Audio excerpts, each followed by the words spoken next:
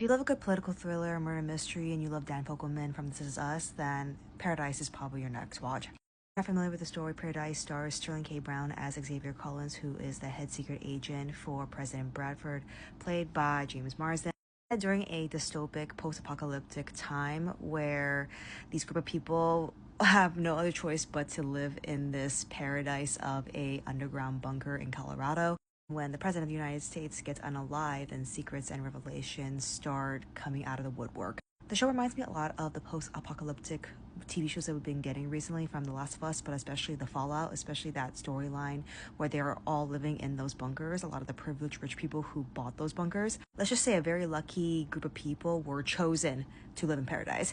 In very Dan Fogelman This Is Us fashion, we toggle back and forth between the past and the present. There's some storylines and character backstories that I found incredibly compelling and necessary to the story. There are other moments and times where I was like, okay, let's not harp on the past, you know?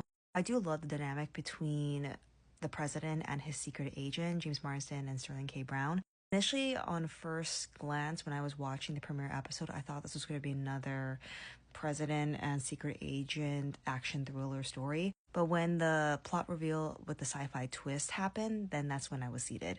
On paper, the premise itself is pretty fascinating, and I think the show does a decent job talking about those themes of survivor's guilt and the privilege of being one of the few people chosen to survive. How do we as a collective race of people, humanity, move on from just devastation and apocalyptic tragedy? Who do we lean on to support and can guide us through these tough times?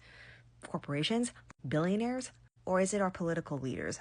The show's another piece of timely media where we get to see a president that has empathy, is younger. Make presidents look like this again.